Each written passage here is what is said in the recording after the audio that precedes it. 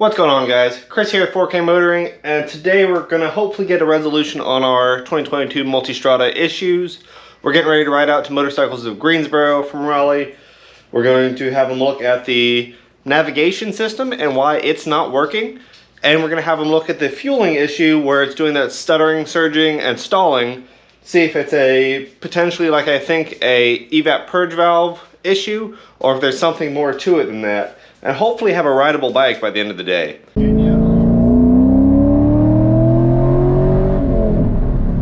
So I've noticed in the previous videos that it's really only been doing the fuel issues when it's been hot out. Today is supposed to be in the mid 80s here in Raleigh and in Greensboro. Nice and sunny. So I'm hoping the hour-and-a-half ride out to them and then the hot weather that's coming will provide an opportunity to get this bike up to temperature so it has some of these issues displayed for them so we can finally get an answer.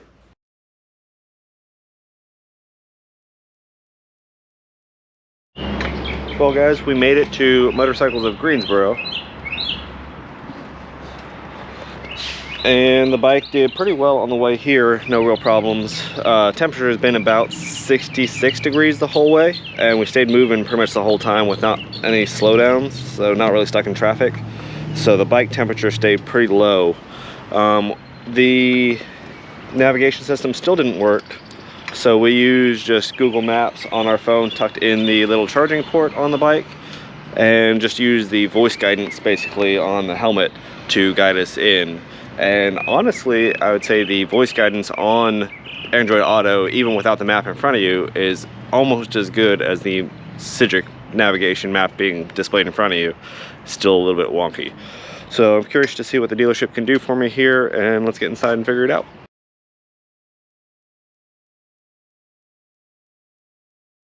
Well guys, I guess I have some good news and bad news. We've gotten the bike back from the shop. We rode it back about 80 miles to get home, and here's what I can tell you. So what we found on the bike is that the charcoal canister for the evaporative emission system was full of gasoline. Now this is kind of what we suspected before, and I know it kind of dries over time, it evaporates, and then it fills back up. So here's, in the discussion I had with the tech, here's kind of what we're thinking. That purge valve is just not acting correctly. Apparently it was testing that it did work when connected to current and cold, but we're thinking while it's on the bike there's something wrong with it, whether the programming or just the way it acts. Maybe when it gets hot it swells and doesn't work right. Something's going wrong with it that makes it not work appropriately. That purge valve, when it's not working correctly, is causing either vacuum or pressure, something to do with pressure shifts that's causing fuel to be kind of bubbled up and sucked down into that canister. When that canister gets full, then nothing works right, which kind of falls in line with about what we're seeing with the temperature shifts. When we started the bike, we didn't really have issues to begin with. They kind of got progressively worse to the point where they were pretty, horrendous.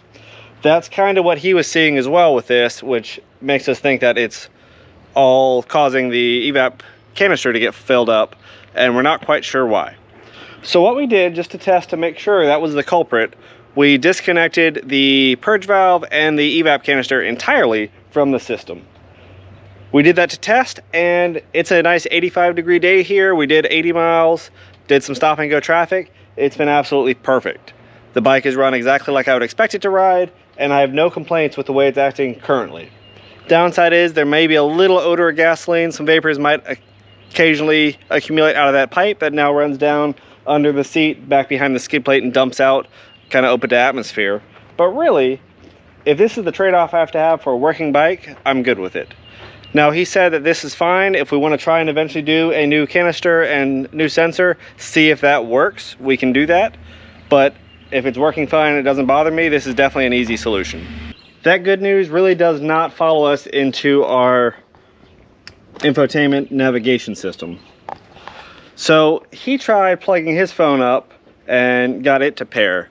So it might be something on my phone that's causing it not to work anymore. I don't know, maybe an update caused some sort of connection issue.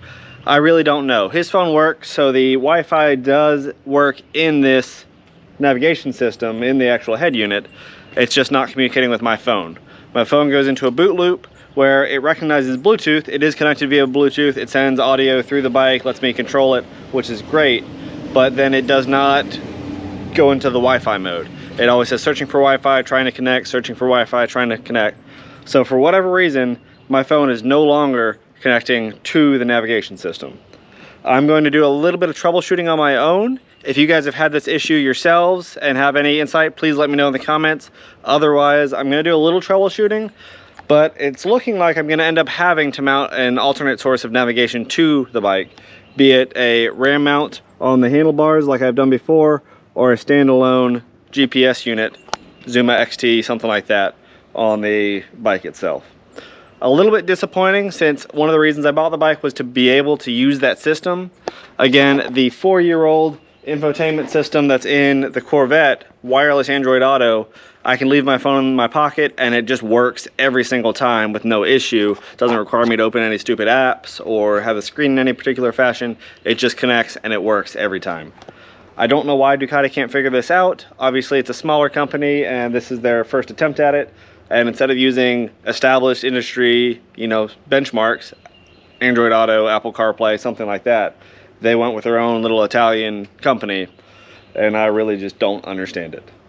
That's the information I have for you guys today. If you guys have had that stuttering, surging sort of thing going on with your Multistrada V4s, if you had the stalling at traffic lights or just the weird idle issues and any sort of pressure in the gas tank, it definitely has to do with your evap system, the purge valve, or the system itself. There's some error there.